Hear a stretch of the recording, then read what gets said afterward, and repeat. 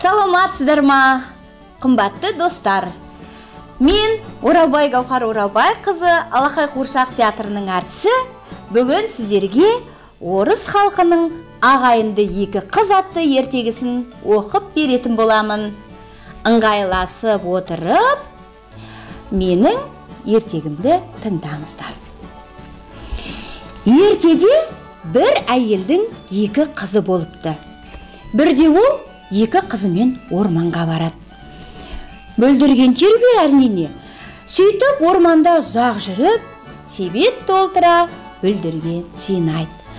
Қыздың бірі көк шөптің үстіне орамалын жайып жіберіп, себетіндегі бүлдіргендердің жапырақтарын тазаламақшы болып төге салады. Сол сәтте жел соғып, қыздың орамалын ұшырып әкетеді. Сол кезде қыз долданып айқай салады. «Ой, неткен қатыге желсің сен!» дейді. Мұны естіген анасы: «Қызым, сен жел туралы олай ғайбат сөйлеме. Желдің ашуы қатты, кімді болса да ұшырып кетеді», дейді анасы. Оған сенбеген қыз: «Тағы да не айтасыз? Сонда мен желден қорқуым керек пе? Солай ма?» деп қатлап күледі кішкентай қыз. Сол кезде осыны естіген жел қатты соғып, кішкентай қызды ұшырып әкетіпті. Анасы мен кішкентай қыздың сіңілісі қорқып, не істерлерін білмей, алаңқайда тұрып қалады. Әлгі қыздың сіңілісі әпкесін іздеп шықпақшы болады.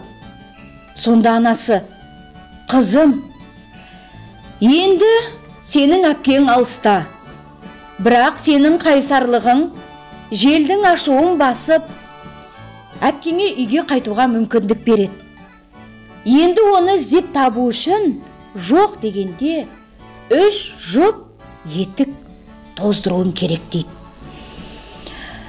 Кішкентай қыз аяғына етігін киіп, қосымша 2 жұпты дорбасына салып алады да әпкесін іздеуге жолға шығады. Ол жел соққан бағытта жүре береді. Жүре бір кезде етігіне қараса, етігі тосып, тесіліп қалған екен.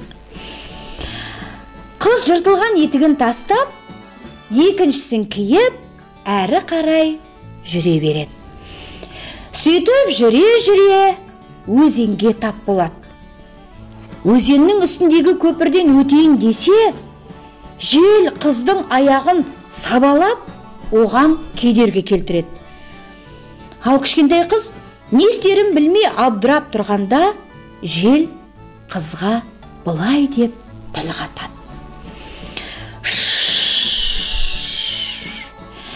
«Әй, кішкене қыз, жұмбағыңның шешуін тапсаң, мен сені өткіземін», дейді жел.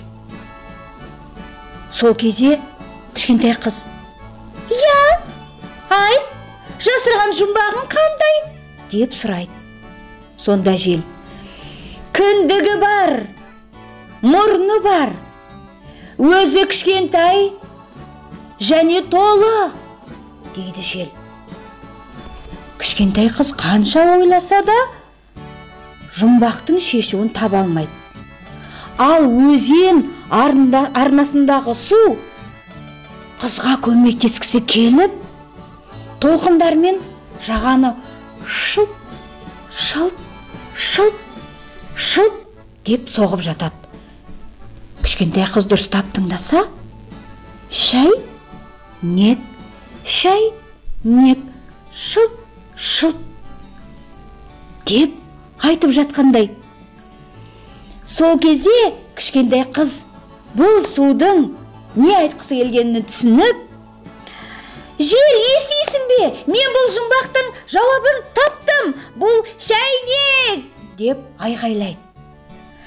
Жеңілген жел кішкентай қызды көпірден өткізеді де кішкентай қыз әрі қарай жүгіріп кетеді. Ол жүгіре үлкен тауға жетеді. Бір кезде аяғы ауырған соң етігіне қараса, етігі тағы да тесіліп қалған екен. Сөйтіп, үшінші жұп етігін киіп алып, әрі қарай жүріп кетеді.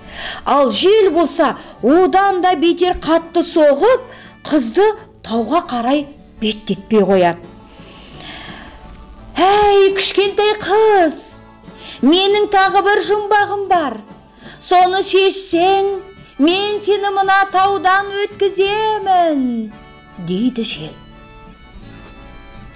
«Тамырсыз не өседі? Шешуін тап», дейді жел. Кішкентай қыз бұл жұмбақтың шешуін таба алмады.